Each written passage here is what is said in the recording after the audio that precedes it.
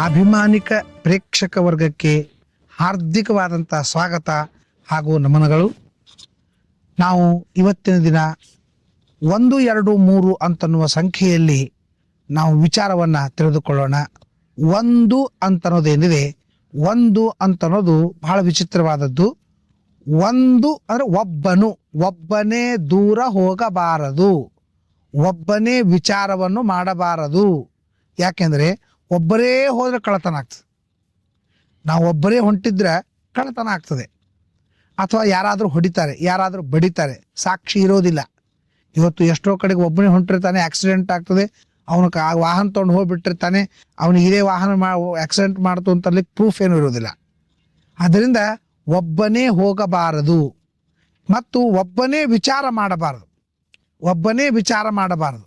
ಒಬ್ಬನೇ ವಿಚಾರ ಮಾಡಿದರೆ ಆ ವಿಚಾರ ಸರಿಯಾಗೋದಿಲ್ಲ. ಇನ್ನೊಬ್ಬರ ವಿಚಾರವನ್ನು ಕೇಳಬೇಕು.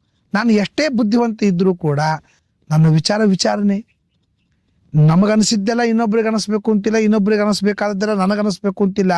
10 ಜನರ ಜೊತೆಗೆ ನಾವು ವಿಚಾರ ಮಾಡ್ತಿದ್ದೇವೆ ಅಂತಂದರೆ ಯಾವಾಗಲೂ ಆ ವಿಚಾರ ಪರಿಪೂರ್ಣವಾಗಿರ್ತದೆ. ನಾನು ಒಬ್ಬನೇ ಡಿಸಿಷನ್ ತೆಗೆದುಕೊಂಡು ಬಿಟ್ಟೆ ಅಂದರೆ ತಪ್ಪಾಗಲಿಕ್ಕೂ ಸಾಧ್ಯತೆ ಇದೆ. ಅದಕ್ಕಾಗಿ 1 ಅಂದರೆ ಒಬ್ಬನೇ ಹೋಗಬಾರದು, ಒಬ್ಬನೇ ವಿಚಾರ ಮಾಡಬಾರದು. ಇದರ ಜೊತೆಗೆ ತೃಪ್ತಿ ಯಾವುದು ಜೀವನದೊಳಗೆ ಅಂತಂದರೆ ಒಂದೇ ಒಂದರಿಂದ ತೃಪ್ತಿ ಅಂತೆ. ಯಾವುದು? ವಿದ್ಯೈಕ ಪರಮಾತೃಪ್ತಿ ಅಂತಂತಾರೆ. ವಿದ್ಯಾ ಅಂತ ಅನ್ನೋದು ಬಹಳ ತೃಪ್ತಿಯನ್ನು ತಂದು ಕೊಡುತ್ತೆ, ಬಹಳ ಆನಂದ ತಂದು ಕೊಡುತ್ತದೆ. ಈಗ ನನಗೆ ಕಾರ್ ಬರ್ತಿದ್ದಿಲ್ಲ, ಕಾರ್ ಕಲಿತೆ, ಆನಂದ ಆಯಿತು. ನನಗೆ ಹಾಡು ಬರ್ತಿದ್ದಿಲ್ಲ, ಹಾಡು ಕಲಿತೆ, ಆನಂದವಾಯಿತು. ನಿಮಗೆ ಎಷ್ಟೆಷ್ಟು ವಿದ್ಯಾ ಬರುತ್ತದೆ, ಅಯ್ಯೋ ನನಗೆ ಕಾರ್ ಬರಬಾರ್ದಾಗಿತ್ತು, ನನಗೆ ಹಾಡು ಬರಬಾರ್ದಾಗಿತ್ತು ಅಂತ ಯಾವನೂ ಇನ್ನೂ ತನಕ ಅನ್ನಂಗಿಲ್ಲ. ಆನಂದ ಪಡ್ತಾನೆ. ನನಗಷ್ಟು ವಿದ್ಯಾ ಬರ್ತದೆ, ನನಗಷ್ಟು ಕಲಾ ಬರ್ತದೆ ಅಂತ ಅನ್ನೋದು. ಜೀವನದೊಳಗೆ ತೃಪ್ತಿಯನ್ನು ಕೊಡ್ತಕ್ಕಂಥದ್ದು ಒಂದೇ ಒಂದು ವಿದ್ಯೆ. ನೀವು ಓದ್ತಾ ಕೂತ್ಕೊಳ್ರಿ, 2 ತಾಸಲ್ಲ, 3 ತಾಸಲ್ಲ, 4 ತಾಸಲ್ಲ, ನೀವು ಈ ಲೋಕದೊಳಗೆ ಇರಂಗೇ ಇಲ್ಲ, ಆನಂದವಾಗಿರ್ತದೆ. ಅಂದರೆ ಮಧ್ವಾಚಾರ್ಯ ಹೇಳ್ತಾರೆ, ಅಧ್ಯಯನ ಮಾಡ್ತಾ, ಶಾಸ್ತ್ರಗಳ ಅಧ್ಯಯನ ಮಾಡ್ತಾ ಇರುವಾಗಲೇನೆ ದೇವರು ಪ್ರತ್ಯಕ್ಷ ಮಾಡ್ಕೊಳ್ಬಹುದು ಅಂತಂತಾರೆ. ಅಥವಾ ಸತತಂ ಶಾಸ್ತ್ರ ವಿಮರ್ಶೇನ ಭವಿಷ್ಯತಿ ಅಂತ ಹೇಳ್ತಾ ಯಾವಾಗಲೂ ಶಾಸ್ತ್ರದ ಗೀತಾ, ಮಹಾಭಾರತ, ರಾಮಾಯಣ ಇವುಗಳ ಅಧ್ಯಯನ ಮಾಡ್ತಾ ಇದ್ದರೆ ಮತ್ತು ಬಹಳ ತೃಪ್ತಿ ಕೊಡ್ತದೆ. ಎಷ್ಟೋ ಜನರನ್ನು ನಾನು ನೋಡೀನಿ. ನಾನು ಹೇಳ್ತೀನಿ, ನೀವು ಗೀತಾ ಓದ್ರಿ, ಒಂದು ಅರ್ಧ ತಾಸು ಗೀತಾ ಪಾರಾಯಣ ಮಾಡಿರಿ. ಒಂದು ಅರ್ಧ ತಾಸು ಗೀತಾ ಇಂಗ್ಲೀಷ್ನೊಳಗೆ ಬಂದಿವೆ, ಹಿಂದಿಯೊಳಗೆ ಬಂದಿವೆ, ಮರಾಠಿಯೊಳಗೆ ಬಂದಿವೆ, ಕನ್ನಡದೊಳಗಿವೆ, ಬೇಕಾದಷ್ಟು ವ್ಯಾಖ್ಯಾನಗಳವಲ್ಲ. ಏನಿಲ್ಲ, ಓದುವುದು, ಅರ್ಧ ತಾಸು ಓದೋದು, ಅರ್ಧ ತಾಸು ಪಾರಾಯಣ ಮಾಡೋದು. ಇದನ್ನು ಮಾಡಿ ಇದರ ತೃಪ್ತಿ, ಇದರ ಆನಂದ ಎಷ್ಟಿದೆ ನೋಡ್ರಿ. ಆರೋಗ್ಯ ತಂತಾನೆ ಸುಧಾರಿಸ್ತದೆ. ಮಾನಸಿಕ ರೋಗಿಯಾಗಿದ್ದವ್ರು ಮೊದಲು ಮಾಡಬೇಕು. ಇದು ಬಹಳ ದೊಡ್ಡ ಡೋಸ್. ಇದು ವಿದ್ಯಾ ಅಂತ ಅನ್ನೋದು ತೃಪ್ತಿ ತಂದು ಕೊಡ್ತದೆ. ಮನಸ್ಸಿಗೆ ತೃಪ್ತಿ ಇಲ್ಲದೆ ಇದ್ದಕ್ಕಾಗೇ ಮಾನಸಿಕ ರೋಗಿ ಆಗಿರ್ತಾನೆ. ಯಾವುದೋ ಒಂದು ವಿಷಯದಿಂದ ಅವನಿಗೆ ತೃಪ್ತಿ ಇರೋದಿಲ್ಲ.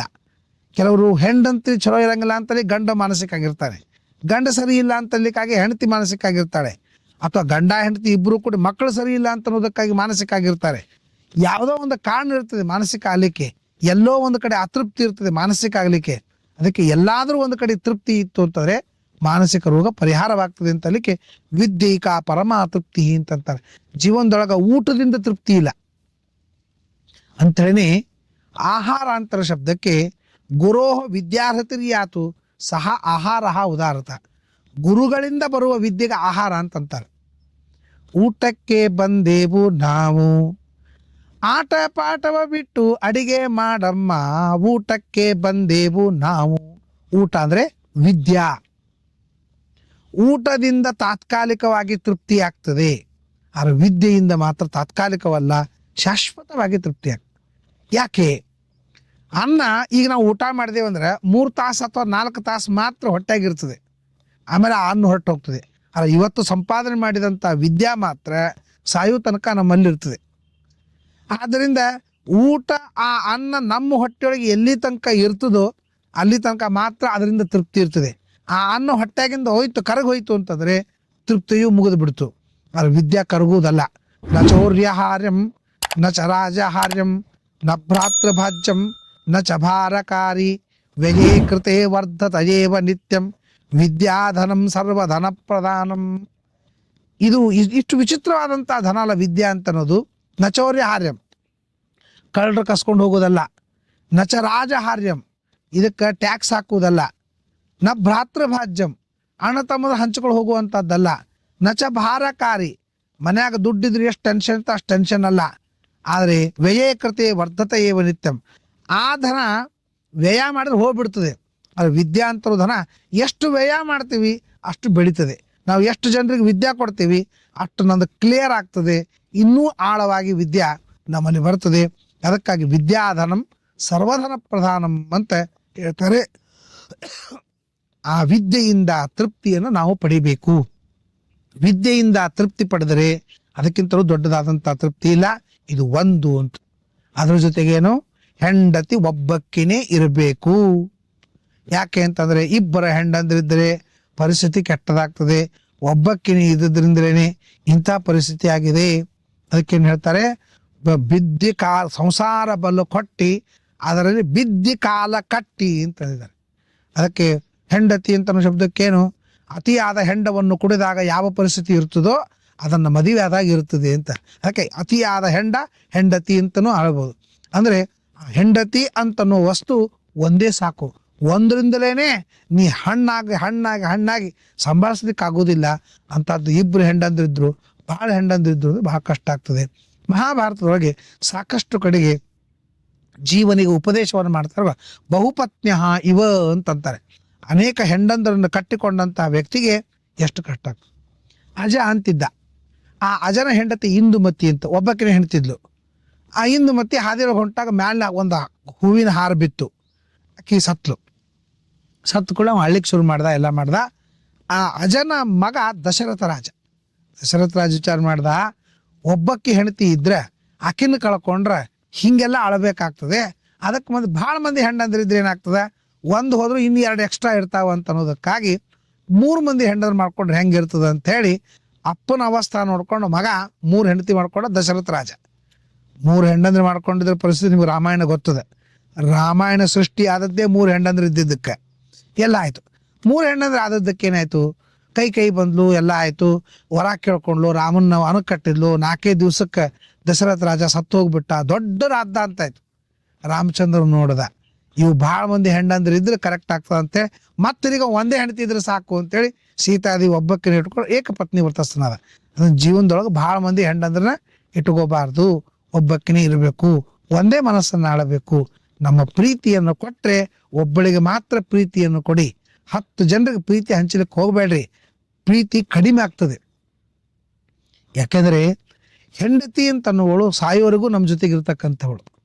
ತಾಯಿ ಅರ್ಧಕ್ಕರ್ಧ ಕೈ ಬಿಟ್ಟು ಹೋಗ್ಬಿಡ್ತಾಳೆ. ಆದರೆ ಕೊನೆಯವರೆಗೂ ನಾವು ಕೂಸಿದ್ದಾಗ ಎಲ್ಲರೂ ನಮ್ಮನ್ನು ಮುದ್ದಾಡ್ತಾರೆ. ನಾವು ಹೆಂಗಿದ್ರು ಚಂದೇ ಇರ್ತೀವಿ.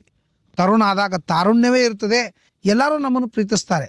ಆದರೆ ಕೊನೆಗೆ ಪರೀಕ್ಷಾ ಬರುವುದು ಎಲ್ಲಿ ಅಂದರೆ, ನಾವು ವೃದ್ಧರಾದಾಗ ಮುದುಕಾದಾಗ ನಮ್ಮನ್ನೇ ನಾವು ಪ್ರೀತಿಸೋದಿಲ್ಲ. ಜನರು ಯಾಕೆ ನಮ್ಮನ್ನು ಪ್ರೀತಿಸ್ಲಿಕ್ಕೆ ಆಗೋದಿಲ್ಲ. ಆ ಸಂದರ್ಭದಲ್ಲಿಯೂ ಹೆಂಡತಿಯು ನಮ್ಮ ಮೇಲೆ ಪ್ರೀತಿಸಿ ನಮಗೆ ಉಪಚಾರವನ್ನು ಮಾಡಿ, ಸೇವೆಯನ್ನು ಮಾಡಿ ನಮ್ಮನ್ನು ಆರೈಕೆ ಮಾಡ್ತಾಳಲ್ಲ. ಅದಕ್ಕಾಗಿ ನಾನು ಇವತ್ತು ಅವಳಿಗೆ ಪ್ರೀತಿಯನ್ನು ಕೊಡಬೇಕು. ಅವಳ ಪ್ರೀತಿಯನ್ನು ನಾನು ಸಂಪಾದನೆ ಮಾಡದೇ ಇದ್ದರೆ ಕೊನೆ ಕಾಲಕ್ಕೆ ಅವಳು ನಮ್ಮ ಕೈ ಹಿಡಿಯೋದಿಲ್ಲ. ಅದಕ್ಕಾಗಿ ಜೀವನದೊಳಗೆ ಒಬ್ಬನ್ನಾದರೂ ಗಾಢವಾಗಿ ಪ್ರೀತಿಸಿ. ಅನೇಕ ಘಟನೆಗಳನ್ನು ನಾನು ನೋಡಿದ್ದೇನೆ. ಮನೆಯಲ್ಲಿ ಹೆಂಡತಿ ಇರ್ತಾಳೆ, ಬೇರೆ ಕಡೆಗೆ ಅದು ಉಪ ಪತ್ನಿಯರು ಅಂತ ಇರ್ತಾರೆ. ಅಲ್ಲೇ ಎಲ್ಲ ತಮ್ಮ ದುಡ್ಡನ್ನು ಸಂಪತ್ತನ್ನು ಹಾಕಿ ಹಾಳು ಮಾಡಿಬಿಡ್ತಾರೆ. ಇದರಿಂದ ಏನಾಗ್ತದೆ ಅಂತಂದರೆ, ನಾನು ಒಬ್ಬಕ್ಕಿಗೂ ಪ್ರೀತಿ ಕೊಡದೇ ಇದ್ದರೆ ಅವಳು ಮಾನಸಿಕ ಆಗ್ತಾಳೆ. ಅವಳು ಮಾನಸಿಕ ಆಗಿ ಅವಳು ಹಾಳಾಗ್ತಾಳೆ. ಅವಳಿಂದ ನಮಗೇನೂ ಆಗೋದಿಲ್ಲ. ಮಕ್ಕಳಂತೂ ಕೇಳಂಗೇ ಇಲ್ಲ. ಮಕ್ಕಳು ಮದುವೆ ಆದರು ಅಂತ ತಾವಾಯಿತು, ತಮ್ಮ ಹೆಂಡತಿ ಆಯಿತು, ತಮ್ಮ ಮಕ್ಕಳಾಯಿತು, ಅವ್ರು ಇರ್ತಾರೆ. ನಮ್ಮ ಕಡೆಗೆ ಅವ್ರು ಲಕ್ಷ್ಯ ಕೊಡೋದಿಲ್ಲ. ಇಂತಹ ಒಂದು ಸ್ಥಿತಿಯೊಳಗೆ ನಮ್ಮ ಕೈ ಹಿಡಿಯಕ್ಕಿದ್ರೆ ಹೆಂಡತಿ ಅಂತೇಳಿ ಕೈ ಹಿಡಿದ ಹೆಂಡತಿ ಅಂತ ಹಿಂದಿನ ಹೇಳ್ತೀವಿ. ಇವು ನಮ್ಮ ಕೈ ಹಿಡಿದ ಹೆಂಡತಿ ಅಂತ ಅಂತಾರೆ. ಕೈ ಹಿಡಿದ ಹೆಂಡತಿ ಅಂತ ಯಾಕೆ ಅಂತಾರೆ ಅಂದರೆ, ಕೈ ಬಿಟ್ಟ ಹೆಂಡಂದ್ರು ಕೆಲವರು ಇರ್ತಾರೆ ಅಂತ ಅನ್ನೋದಕ್ಕಾಗಿ ಕೈ ಹಿಡಿದ ಹೆಂಡತಿ ಅಂತನೂ ಕೆಲವು ಮಂದಿ ಹಂಗೆ ಹೇಳ್ತಿರ್ತಾರೆ. ಅಂದ್ರೆ ಕೈ ಹಿಡಿದ ಹೆಂಡತಿ ಅಂತ ಭಾಳ ಸಲ ಹೇಳ್ತಾರೆ. ಅದಕ್ಕೆ ನಾನು ಒಂದ್ಸಲ ಕೇಳಿದೆ, ಕೈ ಹಿಡಿದ ಹೆಂಡತಿ ಅಂತ ಅಂತಿರಲ್ಲ, ಮುಂದೆ ಕೈ ಬಿಡ್ತಾಳಂತ ಏನಾದರೂ ಸಂಶಯ ಇದೆ ನಿಮಗಂತ. ತಾತ್ಪರ್ಯ ಏನು ಅಂತಂದರೆ, ಅಷ್ಟು ಅವಳ ಹೆಂಡತಿ ಅಂತಂತಾಳೆ. ಒಬ್ಬಳೇ ಜೀವನದೊಳಗೆ ಹೆಂಡತಿ ಇರಬೇಕು, ಒಬ್ಬರೇ ಗುರುಗಳಿರಬೇಕು, ಒಂದೇ ಧರ್ಮ ಇರಬೇಕು, ಒಂದೇ ದೇವತೆ ಇರಬೇಕು. ಯಾವುದೂ ಚೇಂಜ್ ಮಾಡ್ಲಿಕ್ಕೆ ಹೋಗ್ಬೇಡ್ರಿ. ಇವತ್ತು ಈ ದೇವರು ಶಿವ ನಮಗೆ ಫಲ ಕೊಡಲಿಲ್ಲ ಅಂತೇಳಿ ವಿಷ್ಣುನ ಹತ್ರ ಹೋದ, ವಿಷ್ಣು ಫಲ ಕೊಡ್ಲಿಕ್ಕಂತಂದು ಗಣಪತಿ ಹತ್ರ ಹೋದ. ಹಿಂಗೆ ಎಲ್ಲ ದೇವರನ್ನು ನಂಬಲಿಕ್ಕೆ ಹೋಗ್ಬೇಡ್ರಿ. ಎಲ್ಲ ದೇವರನ್ನು ನಂಬ್ರಿ, ಆದರೆ ಒಬ್ಬ ದೇವರು ನಮ್ಗೆ ಅತ್ಯಂತ ಪ್ರಿಯನಾದ ದೇವರು ಅಂತ ಒಂದೇ ದೇವರನ್ನ ಜೀವನದೊಳಗೆ ಇಟ್ಕೊಳ್ರಿ. ಹಾಗೆ ಗುರುಗಳು, ಎಲ್ಲ ಗುರುಗಳನ್ನು ನೀವು ಪಡಿಲಿಕ್ಕೆ ಹೋಗ್ಬೇಡ್ರಿ. ಒಬ್ಬ ಗುರುಗಳ ಮೇಲೆ ವಿಶ್ವಾಸ ಮಾಡ್ರಿ. ನಾನು 10 ನಳ ಬಿಟ್ಟರೆ ನೀರು ಫೋರ್ಸ್ ಕಡಿಮೆ ಆಗ್ತದೆ. ನೀವು ಎಲ್ಲ ನಳ ಬಂದ್ ಮಾಡಿ ಒಂದೇ ನಳ ಬಿಟ್ಟರೆ ನೀರಿನ ಫೋರ್ಸ್ ಜಾಸ್ತಿ ಆಗ್ತದೆ. ಹಂಗೆ 10 ಮಂದಿ ಗುರುಗಳನ್ನ ಮಾಡ್ಕೊಂಡ್ರೆ ನಿಮಗೆ ಆ ಭಕ್ತಿ ಫೋರ್ಸ್ ಇರಂಗಿಲ್ಲ. ಒಬ್ಬರೇ ಗುರುಗಳನ್ನ ಮಾಡ್ಕೊಂಡ್ರೆ ಆ ಗುರುಭಕ್ತಿ ಫೋರ್ಸ್ ಇರ್ತದೆ, ದೈವ ಭಕ್ತಿ ಫೋರ್ಸ್ ಇರ್ತದೆ, ಧರ್ಮದಲ್ಲಿ ಶ್ರದ್ಧಾ ಫೋರ್ಸ್ ಇರ್ತದೆ. ನಾನು 10 ಧರ್ಮ ಮಾಡ್ತೀನಿ ಅಂತ ಅನ್ನೋದು ಹುಚ್ಚತನ. ಇಲ್ಲ ಸರ್ವಧರ್ಮ ಸಮ್ಮೇಳನ, ನಾವು ಎಲ್ಲ ಕಡೆಗೂ ಇರ್ತೀವಿ, ಅದು ರಾಜಕಾರಣಗಳಿಗೆ ಬಿಟ್ಬಿಡ್ರಿ. ಅವರು ಎಲ್ಲಿ ಹೋದ್ರೆ ಆ ವೇಷ ಹಾಕ್ಕೊಂಡಿರ್ತಾರೆ. ವೇಷ ಬದಲಾಯಿಸೋದೇ ಅವ್ರ ದಂಧ. ಮಸೀದಿಗೆ ಹೋದ್ರು ಅಂತಂದರೆ ಅವ್ರು ವೇಷ ಹಾಕೋತಾರೆ, ಚರ್ಚಿಗೆ ಹೋದ್ರು ಅಂದರೆ ಅವ್ರು ವೇಷ ಹಾಕೋತಾರೆ, ಗುಡಿಗೆ ಬಂದ್ರು ಅಂದ್ರೆ ಧೋತ್ರ ಪಂಜ ಉಟ್ಕೋತಾರೆ. ಅವ್ರದ್ದೇನು ಇಲ್ಲೇ ಇಲ್ಲ. ಅಂದ್ರೆ ಅವ್ರದ್ದು ಏನದ ಅಂತಂದ್ರೆ, ನಾವು ಅಲ್ಲಲ್ಲಿ ಬಂದಾಗ ಒಂದು ಹುಳ ಅದ ರೀ, ಹುಳ ಒಂದು ಪಕ್ಷಿ ಅದ. ಆ ಪಕ್ಷಿ ಹೆಂಗಿರ್ತದೆ ಅಂತಂದ್ರೆ, ಈ ಕಡೆಗೆ ಹಸಿರು ನೆಲ ಬಂತು ಅಂದ್ರೆ ಹಸಿರು ಬಣ್ಣ ತಾಳ್ತದೆ, ಕೆಂಪು ನೆಲ ಬಂತು ಅಂದ್ರೆ ಕೆಂಪು ಬಣ್ಣ ತಾಳ್ತದೆ, ಆಕಾಶದಂಗೆ ನೀಲಿ ಬಣ್ಣ ಕಾಣ್ತದೆ, ನೀಲಿ ರೂಪ ತಾಳ್ತದೆ. ಅದು ತನ್ನ ಶತ್ರುಗಳಿಂದ ಬಚಾವ್ ಮಾಡ್ಕೊಳ್ಳಿಕ್ಕಾಗಿ ತನ್ನ ಅಲ್ಲಲ್ಲಿ ಬೇರೆ ಬೇರೆ ಬಣ್ಣಗಳನ್ನು ತಾಳುವಂತೆ ತಮ್ಮ ಸೀಟಿನಿಂದ ರಕ್ಷಣೆ ಮಾಡ್ಕೊಳ್ಳುವುದಕ್ಕಾಗಿ ಬೇರೆ ಬೇರೆ ಬಣ್ಣವನ್ನು ಬದಲಾಯಿಸ್ತಕ್ಕಂಥ ರಾಜಕಾರಣಿಗಳು ನಮ್ಮ ಜೀವನದೊಳಗೆ ಆಗಬಾರ್ದು. ಒಂದೇ ಗುರು, ಒಂದೇ ಧರ್ಮ, ಒಂದೇ ದೈವ, ಒಂದೇ ಹೆಂಡತಿ, ಒಂದೇ ಕುಟುಂಬ, ಸುಖವಾಗಿ ಸಂತೋಷದಿಂದ ಇರಬೇಕು. ಯಾಕೆ ಏನೂ ಇಲ್ಲದ 2 ದಿನದ ಸಂಸಾರ. ಏನು 2 ದಿವಸ ಇರ್ತೀವಿ, ಹೋಗಿಬಿಡ್ತೀವಿ. ನಮ್ಮ ಹಿಂದೆ ಎಷ್ಟೋ ಜನ ಪಾಳಿ ಇಡ್ತಾರೆ, ನಾವು ಬದುಕಬೇಕು, ನಾವು ಜಗತ್ತಿನಲ್ಲಿ ಬಾಳಬೇಕು ಅಂತ. ಅದಕ್ಕೆ ನಾವು ಹೋಗೋರು ಇರ್ತೀವಿ. ಹೋಗು ಮುಂದಾಗ ಶಿಸ್ತಾಗಿ ಅಷ್ಟೇ ಮಟ್ಸಾದಂಥ ಫ್ಯಾಮಿಲಿ ಇಟ್ಟುಕೊಂಡು ಶಿಸ್ತಾಗಿ ಸಂತೋಷದಿಂದ ಇರಬೇಕು. ಲೌಕಿಕವಾಗಿ ಮತ್ತು ಆಧ್ಯಾತ್ಮಿಕವಾಗಿ ಸಂತೋಷದಿಂದ ಆನಂದವಾಗಿ ಬಾಳಬೇಕು. ಇದು ಜೀವನದ ಗುಟ್ಟಾಗಿದೆ. ಆದ್ದರಿಂದ ಒಂದು ಅಂತ ಅನ್ನೋದು ಜೀವನದಲ್ಲಿ ಕೆಲವು ಅತ್ಯಂತ ಅವಶ್ಯಕವಾಗಿದೆ. ದೇವರು ಒಬ್ಬನೇ ಇದ್ದಾನೆ, ಗುರುಗಳು ಒಬ್ಬರೇ ಬೇಕು ನಮಗೆ, ಧರ್ಮ ಒಂದೇ ಬೇಕು, ಹೆಂಡತಿ ಒಬ್ಬಳೇ ಇರಬೇಕು. ಒಂದೇ ದೃಷ್ಟಿಯಿಂದ, ಒಂದೇ ಗುರಿ, ಒಂದೇ ಉದ್ದೇಶ ಇಟ್ಟುಕೊಂಡು ಆ ಉದ್ದೇಶವನ್ನು ಸಾಧಿಸಬೇಕು. ಹೀಗೆ ಜೀವನದೊಳಗೆ ಒಂದು ಅಂತನ್ನುವ ಅಂಶವನ್ನು ನಾವು ಪರಿಪಾಲನೆ ಮಾಡಬೇಕಾಗ್ತದೆ. ಆ ಒಂದು ಅಂತನೋ ಅಂಶ ಮಾಡ್ಕೊಂಡು ಗಂಡ ಹೆಂಡಂದರು ಒಂದಾಗಿ ಇರಬೇಕು. ಅದ್ವೈತಂ ಸುಖ ದುಃಖ ಯೋಹೋ ಅಂತಂತಾರೆ ಉತ್ತರಾಮಚರಿತ್ರೊಳಗೆ. ನಾವು ಗಂಡ ಹೆಂಡಂದರು ಅದ್ವೈತಗಳಾಗಬೇಕಂತೆ. ಅದ್ವೈತಗಳಾಗಬೇಕು ಅಂದ್ರೇನು? ಒಂದಾಗಬೇಕು. ನನ್ನ ಸುಖವೇ ಅವರ ಸುಖ, ಅವರ ಸುಖವೇ ನಮ್ಮ ಸುಖ, ದುಃಖ ಎಲ್ಲದರೊಳಗೂ ಒಂದಾಗಿರಬೇಕು ಅಂತನ್ನುವ ಈ ಒಂದಿನ ಗುಟ್ಟನ್ನು ತಿಳಿದುಕೊಂಡು ನಾವು ಒಂದಾಗಿ, ಎಲ್ಲರೂ ಒಂದಾಗಿ, ಎಲ್ಲರೂ ಒಂದೇ ರೀತಿಯಿಂದ ಬಾಳಿ, ಒಂದೇ ಮನಸ್ಸಿನಿಂದ, ಒಂದೇ ಹೃದಯದಿಂದ ಬಾಳಿ ಈ ಸುಖವಾಗಿ ಇರೋಣ ಅಂತ ಹೇಳ್ತಾ